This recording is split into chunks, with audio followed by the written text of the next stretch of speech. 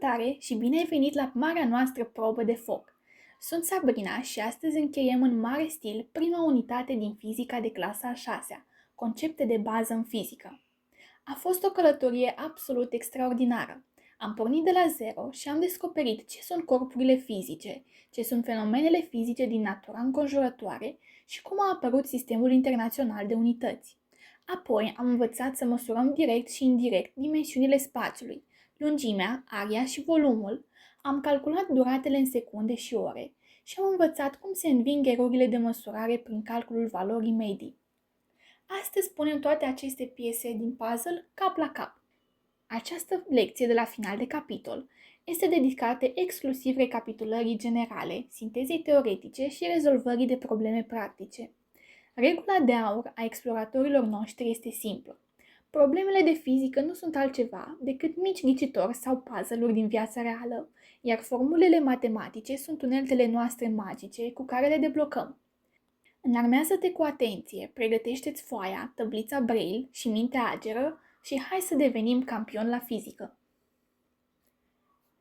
Înainte de a ne arunca în rezolvarea problemelor, trebuie să recapitulăm și să fixăm regula absolută a fizicii. Toate mărimile dintr-o problemă trebuie să fie exprimate în unități din sistemul internațional înainte de a face orice calcul. Dacă o problemă îți dă lungimea unei mese în metri, dar lățimea ți-o dă în centimetri, nu ai voie să le înmulțești direct. Este ca și cum ai aduna mere cu pere. Mai întâi trebuie să transformi toate datele în aceeași familie de unități, adică în metri. Pentru a face transformările rapid și fără greșeală, ne imaginăm o scară cu trepte pe care o coborâm și o urcăm în minte.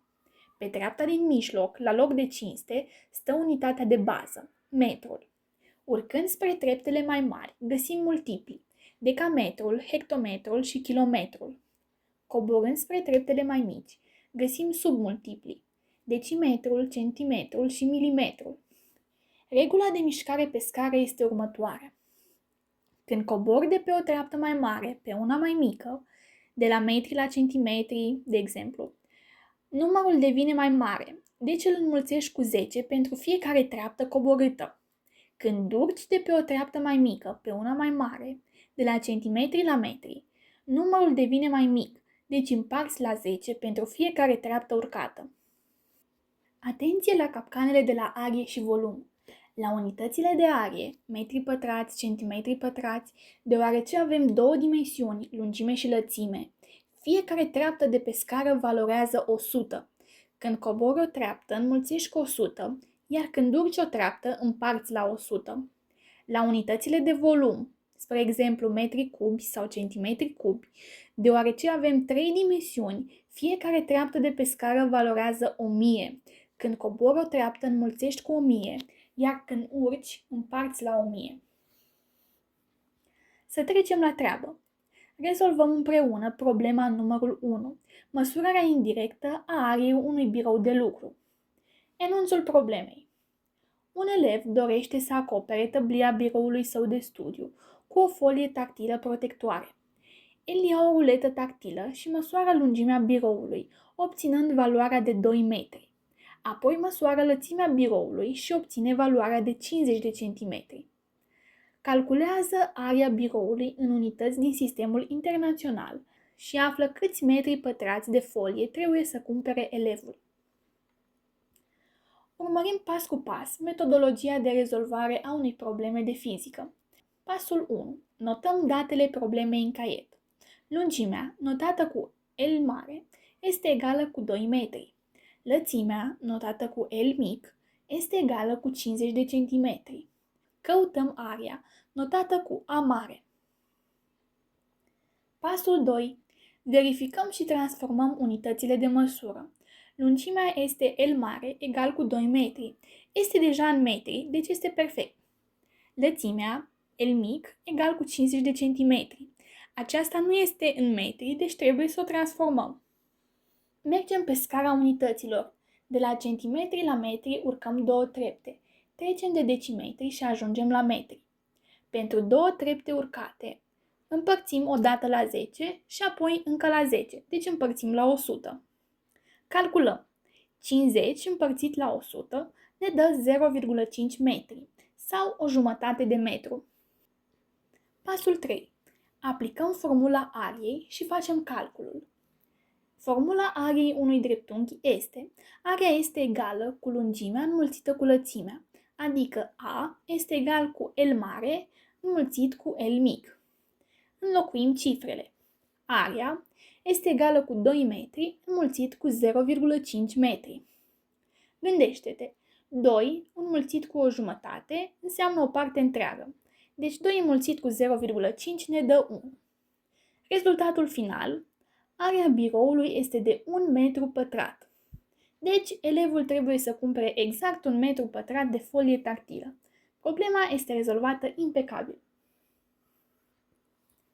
Trecem acum la problema numărul 2. Determinarea volumului unui corp neregulat prin metoda scufundării. Enunțul problemei. În timpul unei ore de laborator, Maria dorește să afle volumul unei pietre colțuroase pe care a găsit-o în curtea școlii. Ea ia un cilindru gradat în care toarnă apă până la marcajul de 150 de mililitri. Apoi leagă piatra cu un fir subțire de ață și o scufundă complet în apă. Nivelul apei din vas urcă până la marcajul de 220 de mililitri. Calculează volumul pietrei în mililitri și transformă rezultatul în litri și în decimetri cubi. Haideți să rezolvăm această aplicație. Pasul 1. Notăm datele problemei. Volumul inițial al apei înainte de scufundare, notat cu V1, este de 150 de mililitri. Volumul final al apei, după scufundarea pietrei, notat V2, este de 220 de mililitri. Căutăm volumul pietrei, notat simplu V. Pasul 2. Aplicăm formula volumului dezlocuit. Știm din experimentele noastre că volumul pietrei este egal cu diferența de volum dintre volumul final și volumul inițial. V egal cu V2 minus V1. Facem scăderea 220 minus 150 și ne dă exact 70 de mililitri. Aceasta este prima parte a răspunsului. Pasul 3. Transformăm în litri și decimetri cubi. Știm că un litru are 1000 de mililitri. Pentru a trece de la mililitri la litri, împărțim valoarea la 1000. 70 împărțit la 1000 ne dă 0,07 litri. Și ne amintim egalitatea magică pe care am învățat-o. Un litru este exact egal cu un decimetru cub. Prin urmare, 0,07 litri înseamnă exact 0,07 decimetri cubi. Rezultatul final. Volumul pietrei găsite de Maria este de 70 de mililitri, adică 0,07 litri sau 0,07 decimetri cubi. Bravo! Ai rezolvat o problemă clasică de laborator. Mergem mai departe la problema numărul 3. Calculul valorii medii a unei durate. Enunțul problemei. La o probă de alergare de la ora de educație fizică, 3 colegi măsoară durata în care un elev parcurge distanța de 60 de metri, folosind cronometre vorbitoare pe telefoane. Primul coleg înregistrează o durată de 10 secunde. Al doilea coleg înregistrează o durată de 12 secunde. Al treilea coleg înregistrează o durată de 11 secunde. Care este valoarea medie a timpului de alergare și cum scriem rezultatul oficial? Haideți să calculăm. Pasul 1. Notăm datele. Timpul 1, notat cu T1, este 10 secunde. Timpul 2, T2, este 12 secunde. Timpul 3, T3, egal cu 11 secunde. Pasul 2. Calculăm valoarea medie. Adunăm cele 3 durate înregistrate. 10 plus 12 plus 11. Calculăm în minte. 10 plus 12 face 22, plus 11 ne dă în total 33 de secunde. Împărțim suma obținută la numărul măsurătorilor efectuate, adică la 3. 33 împărțit la 3 ne dă exact 11 secunde. Pasul 3. Aflăm eroarea absolută medie. Primul coleg a măsurat 10 secunde, deci s-a abătut de la medie, care este 11 secunde, cu o secundă, pentru că 11 minus 10 egal cu 1. Al doilea coleg, care a măsurat 12 secunde, s-a abătut de la medie, care era 11 secunde, cu o secundă, pentru că 12 minus 11 egal cu 1. Al treilea coleg, care a măsurat 11 secunde, s-a abătut de la medie cu 0 secunde.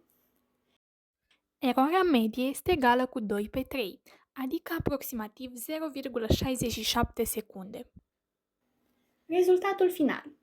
Valoarea medie a timpului de alergare este de 11 secunde, iar rezultatul oficial se scrie: timpul este egal cu 11 secunde plus minus 0,67 secunde. Acum că am rezolvat aceste 3 probleme reprezentative, haideți să facem o super sinteză a tuturor conceptelor teoretice pe care trebuie să le stăpânești acum, la finalul unității 1. Îți prezint fișa de neînvinsă a fizicianului. 6 adevăruri fundamentale pe care trebuie să le reținem împreună. 1. Corpul fizic și stările de agregare. Un corp fizic este orice porțiune delimitată de materie. El se poate afla în stare solidă, adică are formă și volum propriu, este rigid. În stare lichidă, are volum propriu, dar ia forma vasului și curge, sau gazoasă, adică nu are nici formă, nici volum propriu, ocupând tot spațiul disponibil. 2. Fenomenul fizic reprezintă transformarea prin care trece un corp, fără ca substanța din care este alcătuit să se schimbe în altceva. De exemplu, topirea gheții în apă este un fenomen fizic, apa rămâne tot apă, pe când arderea lemnului este un fenomen chimic. 3. Mărimile fizice fundamentale ale capitolului. Lungimea, notată cu L, are unitate în sistemul internațional metrul, notat cu M mic. Area, notată cu A mare sau S mare, are ca formulă lungimea ori lățimea și ca unitate de măsură metrul pătrat. Volumul, notat cu V mare, are ca formulă pentru un paralelipiped lungimea ori lățimea ori înălțimea și unitatea de măsură este metrul cub sau litrul. Timpul, notat cu T mic, are ca unitate de măsură secunda, notată cu S mic. 4. Măsurarea volumului lichidelor și solidelor neregulate. Lichidele se măsoară direct cu cilindrul gradat. Solidele neregulate se măsoară prin metoda scufundării, unde volumul corpului este egal cu volumul final al apei minus volumul inițial al apei. 5. Erorile de măsură. Nici o măsurătoare nu este perfectă. Erorile vin de la aparate, experimentatori sau medium. 6. Valoarea medie se calculează adunând toate valorile măsurate și împărțind suma la numărul de măsurători. Ea este cea mai aproape de adevăr. Felicitări din tot sufletul! Ai parcurs, ai înțeles și ai absolvit cu brio primul capitol uriaș din fizica de clasa 6-a. Ai demonstrat că poți măsura spațiul și timpul, că stăpânești sistemul internațional, că poți face experimente fascinante în bucătărie sau în clasă și că poți rezolva orice problemă practică folosind doar logica, simțurile și matematica. Odată ce am învățat cum să descriem corpurile care stau pe loc și cum să le măsurăm dimensiunile, este timpul pentru pasul următor. Punem întreaga lume în mișcare. În capitolul următor, unitatea a doua, vom descoperi ce înseamnă că un corp se mișcă sau stă în repaus, cum calculăm viteza cu care aleargă un atlet sau un tren de mare viteză și care sunt forțele neștiute și invizibile care ne țin cu picioarele pe pământ. Dacă această primă unitate te-a ajutat să înțelegi fizica mai ușor și cu plăcere, lasă un comentariu cu impresiile tale sau cu întrebări la care încă cauți răspuns. Și nu uita să te abonezi la canal, pentru că aventura noastră abia a început. Apasă butonul de abonare ca să fim o echipă și la capitolul următor. Îți mulțumesc din inimă că ai fost alături de mine. Amintește-ți mereu, fizica nu este o materie grea, ci este cheia magică cu care descui toate secretele universului. Rămâi curios și pe curând!